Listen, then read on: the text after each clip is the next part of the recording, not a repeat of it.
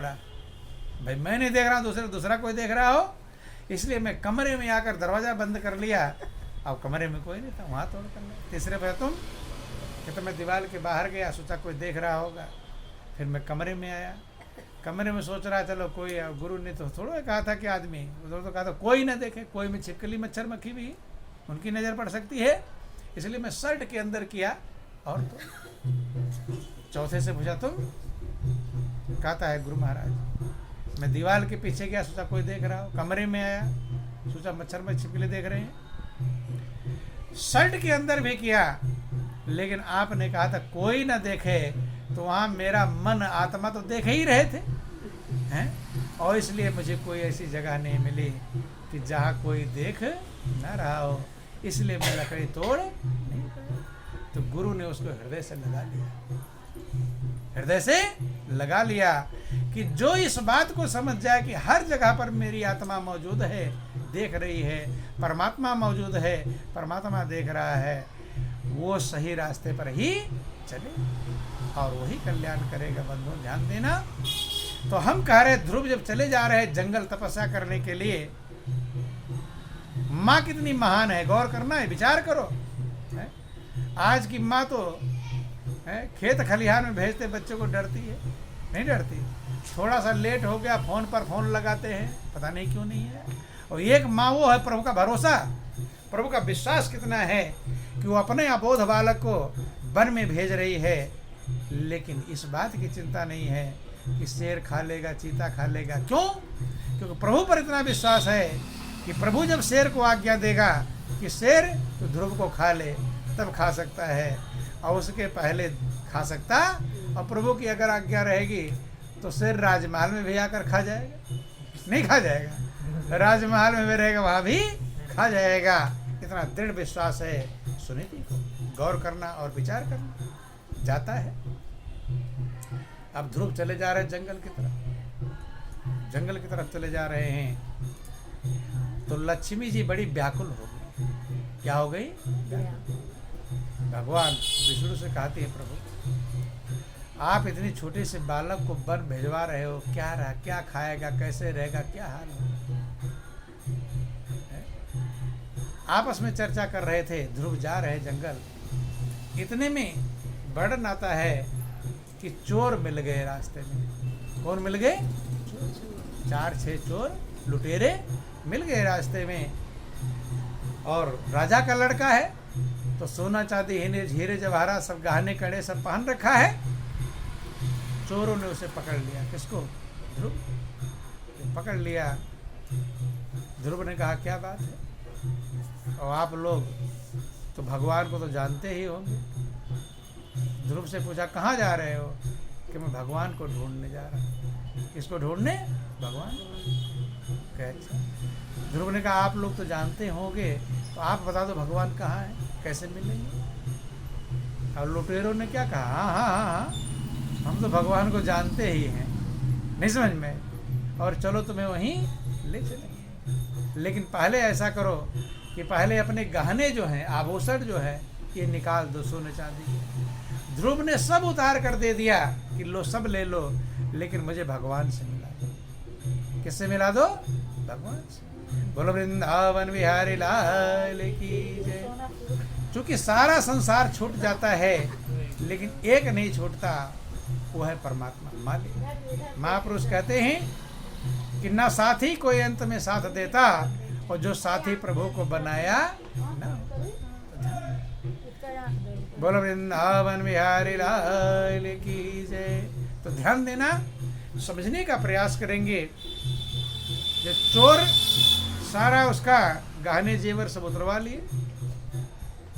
एक चोर ने कहा कि भाई लगता है राजा वाजा का कोई लड़का है, अगर राजा पता चल जाएगा तो हम लोग खाल खिंचाकर भूसा भरा देगा, मरवा डालेगा राजा, इसलिए जाएगा, अगर लौट कर खबर कर देगा फिर क्या हाल होगा।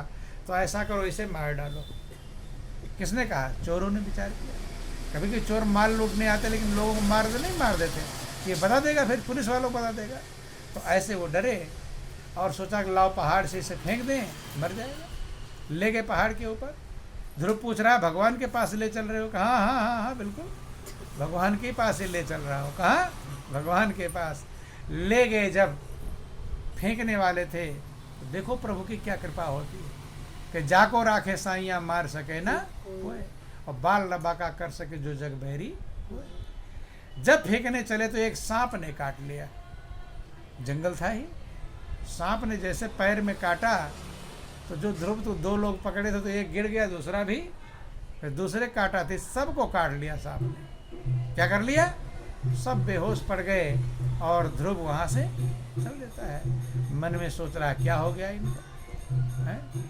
ये तो भगवान के पास ले जाने को तैयार तो हुए थे, हैं? लेकिन ये खुद ही उठ नहीं बैठ नहीं रहे, अब क्या होगा? चल देता है। नारद बड़े बेचैन हो गए। कौन बेचैन हो गए? नारद। ध्रुव को देख करके नारद भगवान विष्णु के पास पहुंचे। कहाँ गए? भगवान विष्णु के पास। नारद कहते हैं प्रभु आप भी क्या क्या खेल खेलते हो, मुझे भी समझ में नहीं आता है। इतने छोटे से बालक को जंगल भिजवा रहे हो, कहाँ खाएगा, क्या रहेगा? और वो भगवान को ढूंढ, उसे क्या पता भगवान क्या है? उसे कौन रास्ता बताएगा? तो भगवान विष्णु कहते हैं नारद उसे तुम रास्ता बताओगे। कौन? देखो ध्यान देना, प्रभु को हरदम खबर है, जान रहे हैं कि ध्रुव जा रहा है, इसलिए नारद को भेज दिया कि नारद जाओ उसे रास्ता बताओ। नारद आते हैं, ध्रुव से पूछते कहाँ जा रहे हो बेटा? तो जंगल का रास्ता, तुम रास्ता भटक गए हो, राजमहल का रास्ता इधर राजकुमार लग रहे हो, राजमहल का रास्ता इधर है, तुम जंगल की तरफ घर जा रहे हो, उल्टा जा रहे हो। ध्रुव ने कहा है रास्ता जंगल को जाता, कहे हाँ। कहते तो सच आपने कहा है, मैं राजमहल नहीं मुझे जाना है, मुझे जंगल ही जाना है, वन में ही जाना है। नारद पूछे किस लिए? कहे कि मैं भगवान को ढूंढने जा रहा हूँ। किसको ढूंढने? भगवान।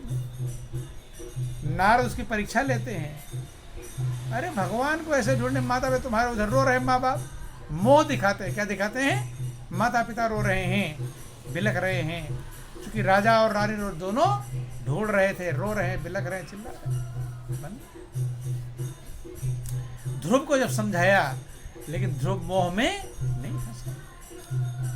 उसने कहा संसार छूटने वाला ही है, मुझे भगवान को ढूंढना है जो कभी छूटता नहीं। तब नारद ने हर प्रकार की परीक्षा लिया और उसके बाद उसे भगवान का ज्ञान दिया। क्या दिया? परमात्मा को का ज्ञान दिया। कैसे प्रभु से मिलोगे, क्या स्वरूप है, कैसे याद करोगे, सारा तरीका बताया। और जब बतलाया तब ध्रुव आगे चल देते। और कहानी आप सब लोग जानते हैं कि ध्रुव सामने शेर भी आए, सब व्यवस्थाएं भी आई, लेकिन वो मरने को तैयार है, लेकिन प्रभु को पाने की लालसा उसकी कम नहीं हुई।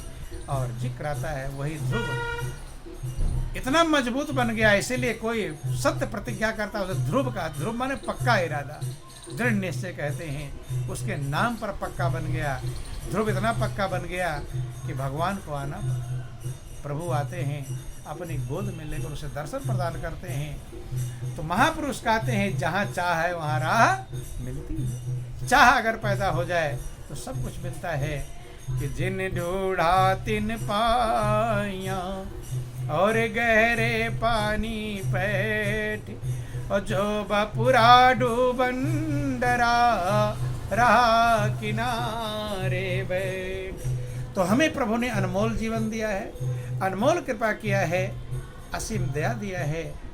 ड्यूटी जो प्रभु ने दिया है परिवार का पालन पोषण करने का करते रहें, लेकिन अपने मन को प्रभु में लगाने का प्रयास करें, प्रभु के सहारे को पकड़ने का प्रयास करें, जो सहारा कभी छूटता नहीं।